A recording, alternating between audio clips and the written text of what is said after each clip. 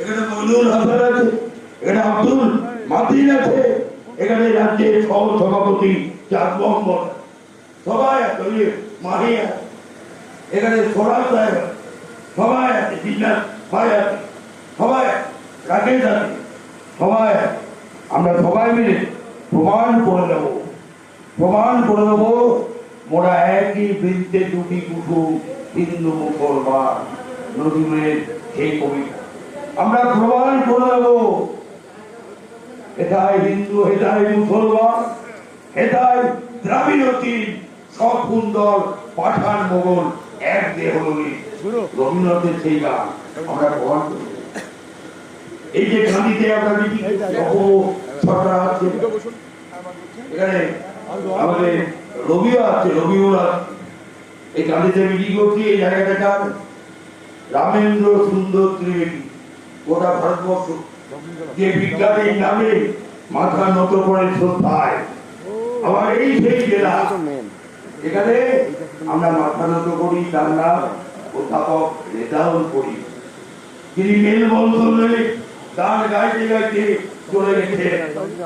সুতরাং তাদের আমরা অস্বীকার করব, আমরা রবীন্দ্রনাথ মানব না, আমরা নজরুল মানব না, শুধু হিন্দু হিন্দু করে বলবো, মুসলমান আমাদের সংস্কৃতি। একদিকে আজান হবে মসজিদে আল্লাহু আকবার, আরেকদিকে মন্দিরে ঘণ্টাধ্বনি হবে, সংস্কৃততে মন্ত্রোচ্চারণ হবে, ইয়া দেবী সর্বভূতেষু শক্তিরূপেণ সর্বত্রিকা।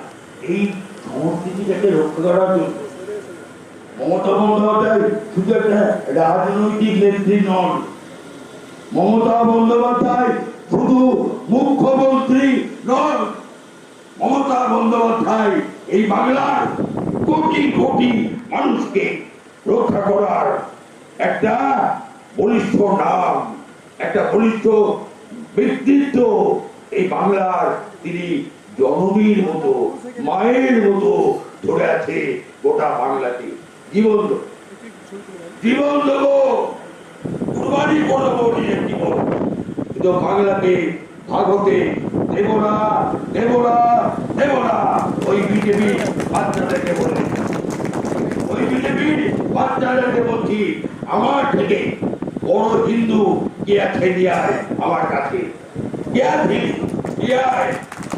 আমার মা আমার ছেলেবেলার কথা বলে পড়ে যায়, আমার